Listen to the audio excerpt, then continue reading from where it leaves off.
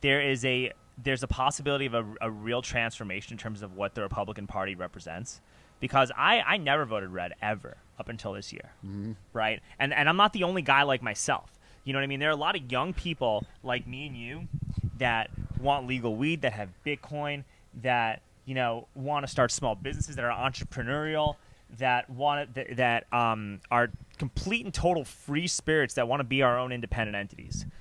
And you can see based on the lockdowns, the cancel culture, these vaccine mandates, everything that's happening right now, like the rage mobs, that the Democratic Party, at least the way it is right now, is actively trying to stifle all of this stuff.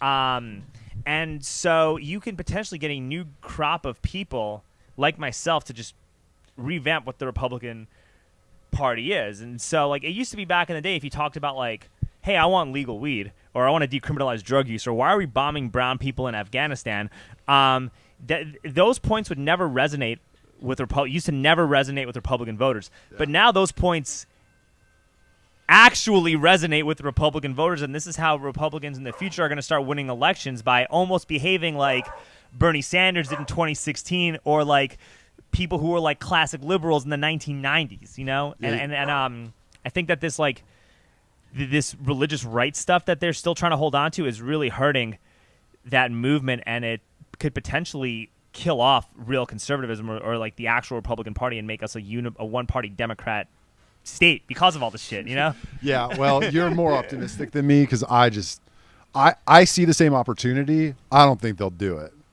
I mean, yes, decriminalizing weed is hugely popular no matter who you are.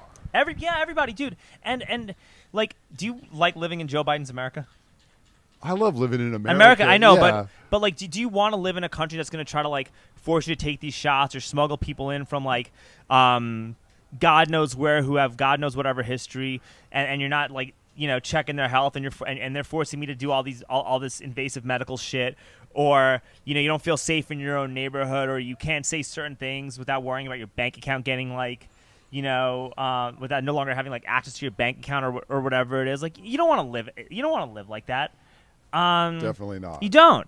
And with that being said, like, I'm not advocating for like a secession or any of that stuff, but you got a lot of people that are like, a lot of these like some Texas conservatives are actually talking about this stuff. Like this is getting brought up more and more in like conservative like circles, and I'm like, well, if you're gonna do something like that, you need to have every avenue open to be as independent and self-sustaining as possible. And if that's going to be the case, you know what you need?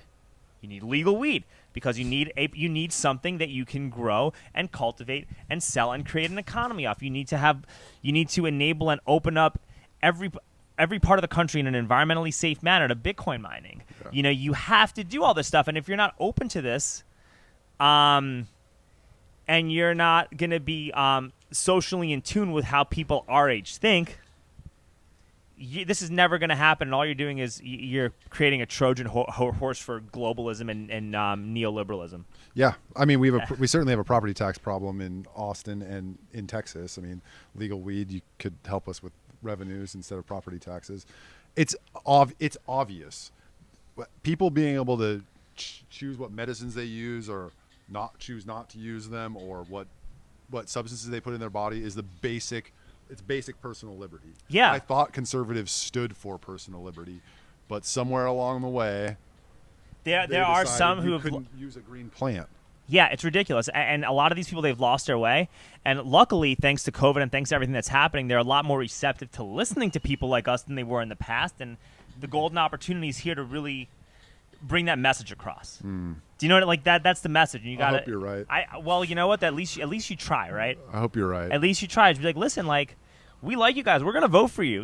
We see what the Democratic Party is and who they are, and we want nothing to do with these people.